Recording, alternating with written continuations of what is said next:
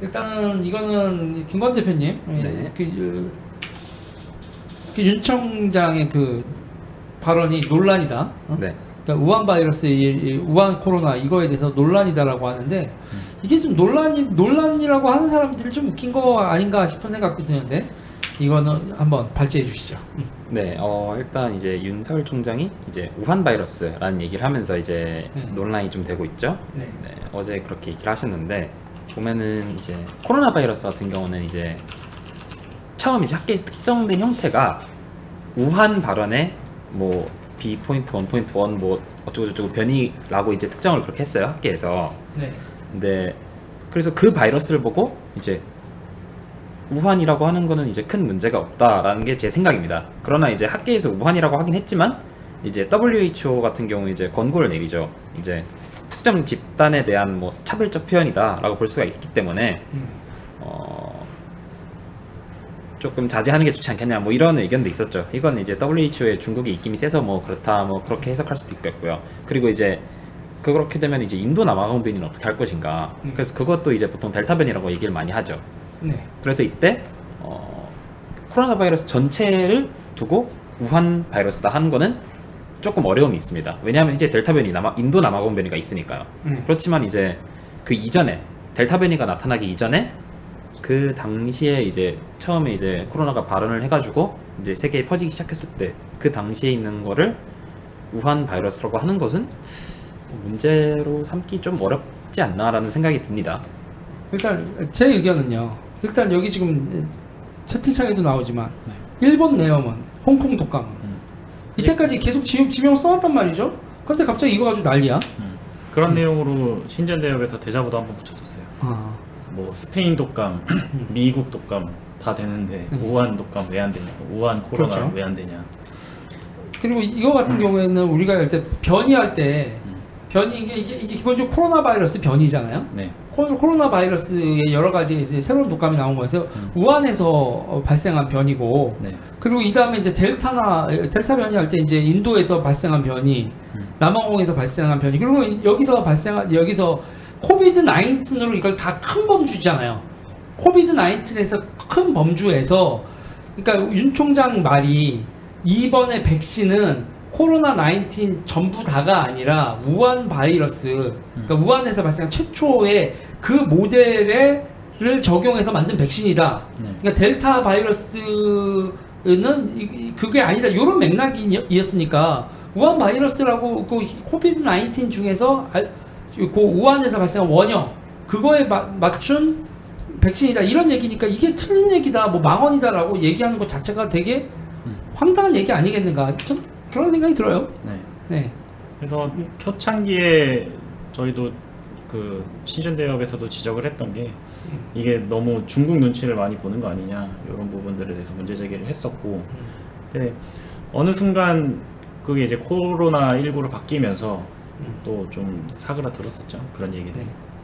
그리고 이제 여기 같은 경우에 그 공신력, 그러니까 국제기구의 공신력이라는 것 자체를 우리 서방 세계도 다 존중을 해서 WHO에서 코비드 19하고 이제 일명 PC주의에서 지역이나 이런 거 하지 말자라는 거에 서방 세계도 오케이를 했지. 네. 그런데 이때까지는 이 코비드 19 전까지는 항상 우리는 특정 지명을 얘기하면서 팬데믹을 얘기를 했잖아요. 네.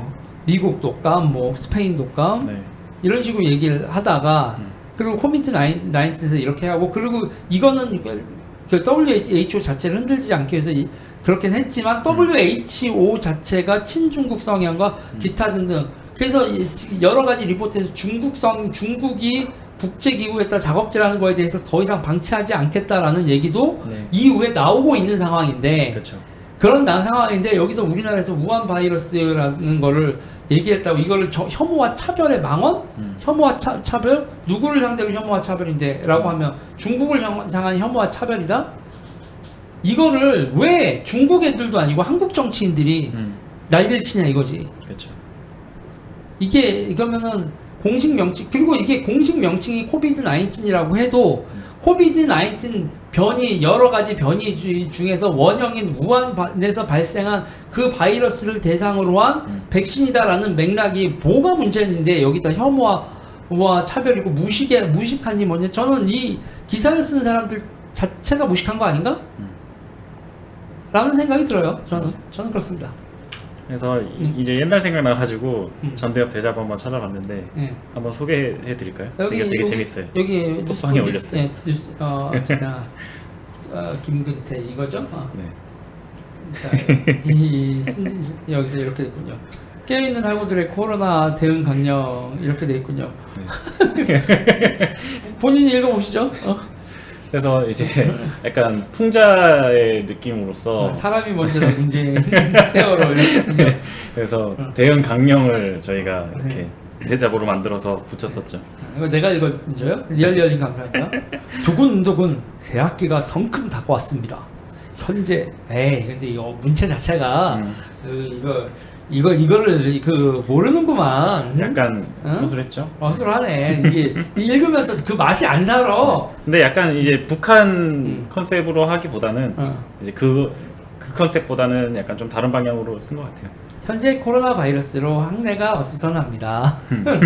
이 느낌이네. 네. 겁이 많은 학교 측은 지레 겁을 먹고 세터와 OT는 물론 MT까지 취소해버렸지만 우리들의 젊음 앞에 코로나 정도는 봄날 꽃가루에 이는 재채기에 지나지 않을 것입니다. 뭐 이렇게 하네. 최근 학내 극우 세력이 무분별한 가짜 뉴스를 유포하고 중국에 대한 혐오 감정을 조장하고 있습니다. 이에 저희 전국 대학생 대표자 협의회에서는 다음과 같은 행동 강령을 전국 100개 대학교에 제도합니다. 우리는 코로나를 두려워하지 않는다. 정신력은 육체관계를 뛰어넘는데. 대통령께서는 300만 개의 마스크를 중국에 지원하는 위대한 인도적 결단을 내리셨다. 앞으로도 질 좋은 마스크는 전부 중국에 양보하자. 국민의 건강 따위는 한중 관계에 비하면 전혀 중요하지 않다. 뭐 이런 얘기네. 이거 갑자기 생각나서 얘기하는 건데, 그때 이제 공항에서 중국 사람들이, 그래서 저는 대한민국에서 그 따이공 하는 그 보따리상들의 돈 세탁과 그리고 이런 밀무역 그리고 이제 그 면세점 터는 거 이런 거에 대한 경계심을 가져야 된다 라는 얘기를 죽어라고 하는데 모르겠어요. 대한민국은 그런 거에서 다 그렇게 돈 세탁을 해도 되는 나라인지 모르겠는데 대통령께서는 하시는 말씀에 의심을 가지지 말자. 그분은 우리 대가리가 깨져도 항상 오르시다. 전 세계가 중국의 입국을 차단하고 있지만 우리는 넘치는 인류애를 끝까지 모든 중국인과 그들의 바이러스까지 받아들인다. 개강 후 중국인 학우를 만나 배우게 된다면 소외감을 느끼지 않도록 잘 모시자. 조별 과제가 있다면 반드시 팀에 중국인을 넣어 적극적으로 중국몽에 참여하자. 아프리카 돼지열병, 미국 독감, 스페인 독감, 일본 내염은 되지만 우한 폐렴은 안 된다. 아무튼 안 된다. 참 잘했어요. 옛날 생각이 났습니다. 디자인이 외국 이렇게 일부러 이북 같이 한 겁니다, 여러분. 그러니까 저는 뭐 김관 대표 더 하고 싶은 얘기 있어요? 이거 관련돼서? 아까 이제 말씀드렸던 거 연장선인데 아까 말씀하셨다시피 이제 윤석열 총장께서 이제 얘기하신 게 특히 이제 본인의 얘기도 아니고 사실 전달한 얘기예요. 그러니까 방역 전문가들이랑 이제 코로나 대책 간담회를 가진 이후에 기자들의 질문에 대답할 때 얘기에 나온 건데 이제 정확히 이제 화이자나 모더나의 경우에도 우한 바이러스를 전제로 만든 백신이라서 다시 델타 바이러스에 맞는 백신을 개발하고 있는데 일단 고위험군에 대한 2차 접종이 빨리 마무리되어 치명률을 줄여야 한다고 참석자들이 말씀을 하셨다. 네, 이렇게 얘기를 했거든요.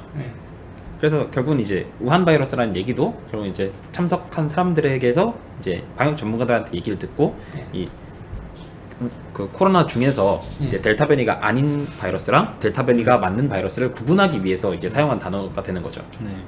그렇죠. 그러니까 그러면 이 사람들한테 물어보고 싶어요. 코비드 19이 여러 종 그 안에 여러 가지가 있는데 그러면 그거는 우한 뭐 인도 뭐 알파 데타 뭐 이런 델타 이렇게만 구분을 할 건지 지금 이렇게 우한에서 발언한 그리고 이렇게 얘기를 하는 것 자체를 끊어버리면 그러면 나는 좀 물어보고 싶어. 역학조사할 때는 어떻게 할 거야? 역학조사할 때는 이제 위치 안 뽑아?